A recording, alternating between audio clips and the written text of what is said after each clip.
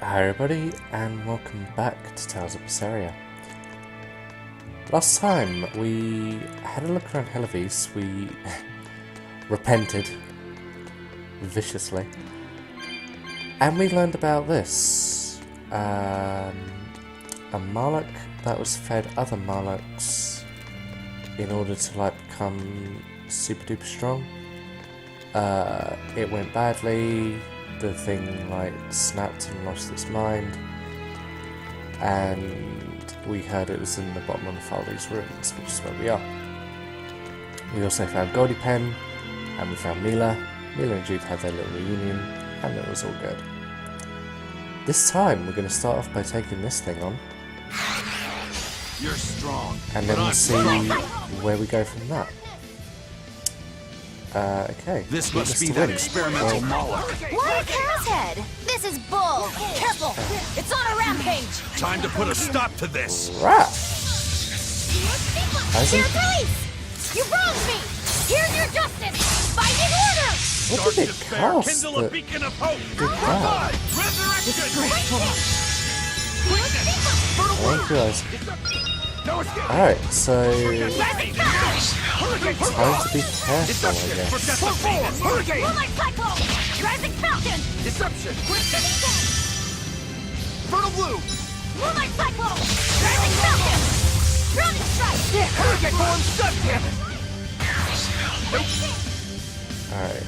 Moonlight Cyclone! Rising Falcon! Hurricane Shade Wave! Moonlight Cyclone! Rising Falcon! Spirit Police! You wronged me! Here's your justice! Binding order! Moonlight Cyclone! I don't know what you cast, but you don't personate. No escape! No escape! Double hit! Devour! Divine Favor! Rising Falcon! Drowning Strike! Finish! Lunar Serpent! Take that! Devour! Blades of Wind! Rising Falcon! Drowning Strike! Finish! Lunar Serpent! Take that! Devour! Rising Falcon! Wide open! Lunar Serpent! How's that? Ready to die? Think you can dodge? Just try! Perfect mayhem! Moonlight Cyclone! Pierce mine enemies! Fertile Blue! No escape! Alright. No, I can't die here. Oh, fuck. Form 7! Disgraceful. Exciting. Hurricane Form Okay, you've preemptively casted that. Moonlight Cyclone! Rising Falcon! See this? Drowning Strike! Take that! Devour! Moonlight Cyclone! Rising Falcon! Drowning Strike! Finish! Lunar Serpent! Take that! Devour! Shooting Star! Rising Falcon! Finish! Lunar Serpent! Take that! Devour! Jesus, I Rising should have died then. Divine Favor! Lunar Serpent! Look there! Watch it, Bear! Kindle a beacon of hope! Alright, let's just do this instead of dying again. Resurrection! Let's see if that's a much better idea. Moonlight Cyclone! Rising Falcon! Form 7! Hurricane! Oh, damn! Moonlight Cyclone! So Rising no souls in there? See this? See this? No escape! Oh, okay, whatever. refuse to fall here! First ability to trigger a random skill which reduces the charge time when guarding on Chaos mode So or above. what? They were trying to make an enormous bovine Moloch? Was that the best the Abbey could think up? As if robbing our free will wasn't enough. Now they're trying to reshape Malachim. I'm so sorry, Eisen. What they did here was terrible. I don't really care about the callous experimentation. If the Malachim participated by their own free will, then sure, that's their choice. But this one had its free will locked away, and was used and discarded like a mere tool. That's what I can never forgive. And the Abbey is treating countless Malachim the same way. Sounds like this has gotten you all fired up. Maybe I'm glad we came here. Oh, believe me, I've been fired up for a good long time. Ever since I decided how I want to live my life.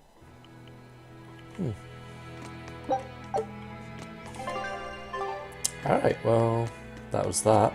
That fucking thing was stronger than Mila was.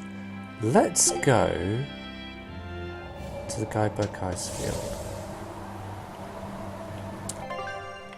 Because I think I have a cove right up here that I need to do. Actually, there's 2 coves up here I need to do. Screw that for now. Was there anything in Saxon? No, there wasn't anything in Saxon. There is stuff in Logris though. I don't know why I don't have a geoboard. It's probably next to the cathedral actually, now that I think about it. I think that's like the place that I haven't been.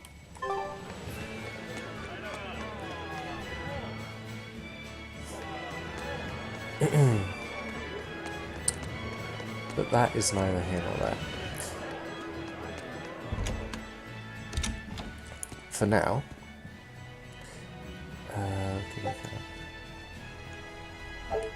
is that what you say? No, you must be triggering something at night. Velvet! Let me in this instant! You can't come in. And if you do, I'll eat you. It's not just your room, you know. You took an oath to obey my every command if you lost our fight. And I'm commanding you to wait just a little longer. What are you doing out here in the hall? I left to go out on a little errand, but when I came back, Velvet shut me out of our room. I've been standing here for over half an hour, but she seems no closer to letting me in. I don't know what to do. Any idea what she's doing inside there? No, I don't have a clue. All I can tell you is that sometimes I can hear something like deep breathing and soft moaning. Well, she must be doing something in there she doesn't even want a fellow woman to see. Something she doesn't want seen. Do you think maybe she's weighing herself? Oh, for fuck's Even if you sakes. allow for getting undressed and then dressed again, there's no chance it takes half an hour to weigh yourself. Could she be putting on makeup? I've been yelled at for barging in on that before, although not by Velvet. That's just because you're a guy. I hardly think Velvet would have a problem with me saying that. This is no time to just stand there lollygagging, kiddo. Velvet is obviously in great danger this very minute. Her life is hanging in the balance. She's right. You know Velvet, never letting her weaknesses show. She probably kicked Madame Eleanor out because she didn't want anyone to see her in such bad pain. That would explain the heavy breathing and moaning, Christ. Now that you mention it, right before I left, she had a stiff expression and she did not look well. Well, kiddo, are you going to abandon her in her time of need? The moment to test your mettle has come at last! Oh no. Test my mettle. Will you go in there or won't you? The fated decisive hour has finally Oh arrived! no, Maggie Lou. Velvet! What is it, V? Huh? Well, I thought you might die. So I... Seriously? A little cleaning isn't gonna kill me. But you were looking pale, and we could hear you breathing strangely and making weird sounds. I don't think I was breathing strangely. Then what was that noise? It sounded like... When you're cleaning glass, you breathe on it first, don't you?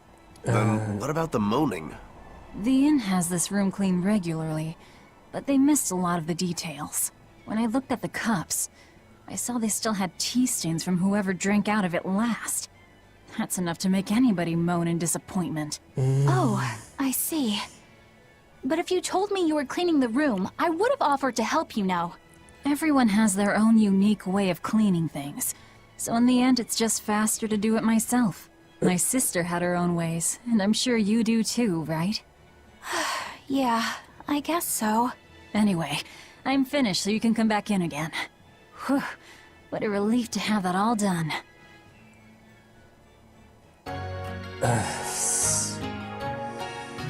Sure. Another one? Alright, sure. Benwick told me that you can mop the floor with the water you've used for washing rice, and it'll make the wood shiny. Is that true? It is. Not only does it get the floor clean, it'll put on a layer of rice brown oil at the same time. 2 birds with 1 stone. Wow, that's awesome. I Okay. didn't know that. Yeah, rice water has a lot of uses. The first time you use a new earthenware pot, boil rice water in it, and you'll extend its lifespan. And if you use it when you're rehydrating dried fish, it'll tenderize it and take away the fishy smell too. Oh, that's And if useful. you water plants with it, it acts as a fertilizer. It's really useful stuff. Wow, look at you, Velvet. Maybe I could see you with a family after all. You don't have to act so surprised. Still, I've never read that in any of my books before. How did you end up learning all that?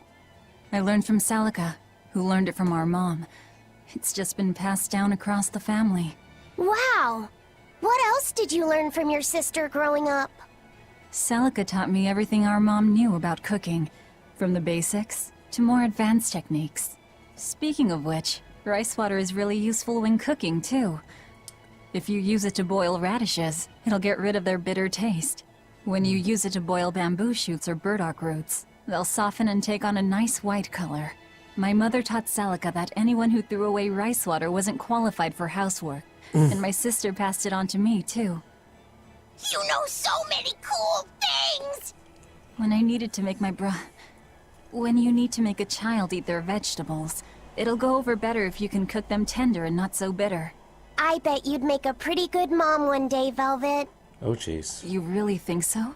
Actually, since you're here, Bienfu, I have to ask. Those are discarded vegetables on your tray there, aren't they? Yeah, but they're just raw scraps left over from cooking. I was on my way to throw them out just now. Uh-oh. What are you talking about? That's all still good stuff you can use. Look at those radish leaves. Dice them up, fry them in oil, add soy sauce, cooking wine, bonito flakes, and sesame seeds, and voila! A perfectly healthy topping for rice. And that potato skin? If you wipe the inner side on a mirror, it won't fog up. Put some salt on those lemon rinds and you can use them to scrub a wash basin sparkling clean. Holy cow, Velvet! You're a treasure trove of knowledge. You know what's been bothering me? These pirates are way too wasteful with their food. They leave so much garbage. You might be getting a little carried away here. Yeah.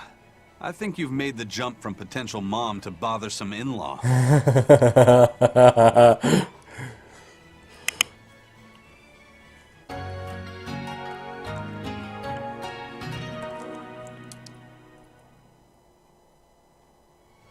Okay, good. I was scared that there was going to be another one then. What's this about? Oh, it's the book. It's a history book titled The Rise and Fall of Midgand. About 800 years ago, our continent was conquered by a military force from another continent. Okay. Few records exist of the following 500 years. A period known as the Era of Darkness, or the Dark Period. Then 300 years ago, a great hero named Claudin Asgard reunited the kingdom, bringing an end to the Dark Period. Claudin, huh? Where have I heard that name before? Founder of the Abbey. All right, that's enough for today. Thanks for teaching me, Arthur. Your techniques are so amazing. Where did you learn them? They came from my own master, a man named Claudin. He developed them himself. Wow, they're so graceful. Wait I a wish minute. I could move like that. I've taught you the forms, but for some reason your execution deviates from the ideal. Well, my body just kinda moves on its own. You're a handful, Velvet. But I will say you do resemble Claudin some. He was a strange person himself. He always wore this peculiar cape, for instance. Cape, you say?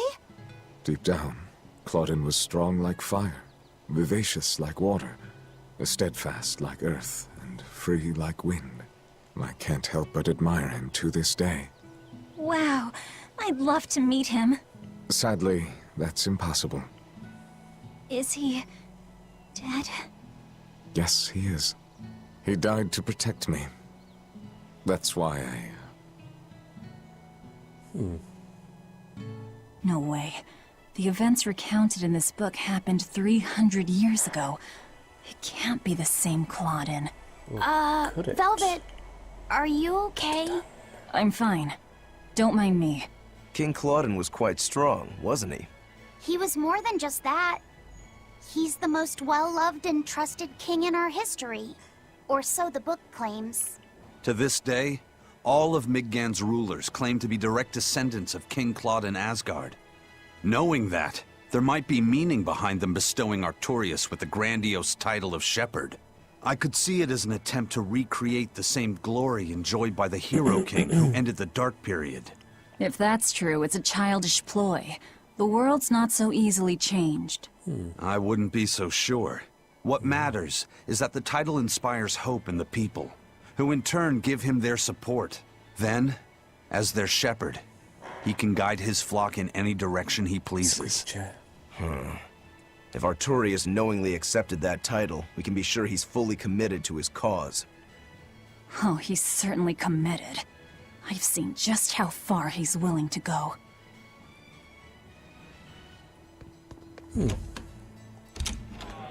So that's interesting little bit of side story. To the tavern was the next place.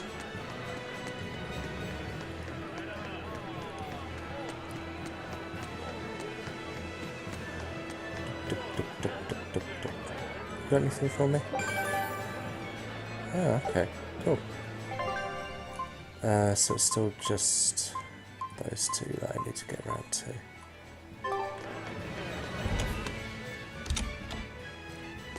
Hello, Tabitha.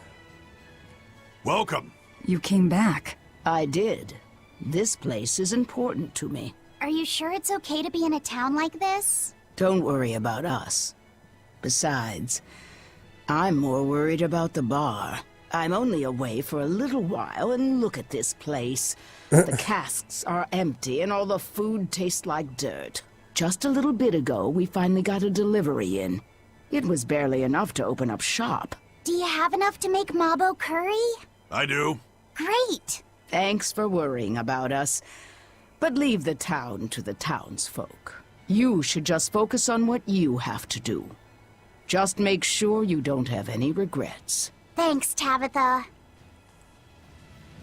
That was kind of sweet in a way. Nothing upstairs, no. Okay, I think that is it for Logris then. As far as I can tell. I'm just gonna check for that geoboard thingy, because it's really annoying me running like a peasant. But I guess it's not here.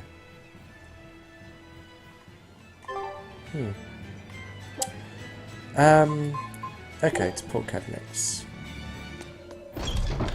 I think there's something in the inn here. Yes. Let's quickly deal with that expedition. Just because time will be wasted. Good luck. Right, cool.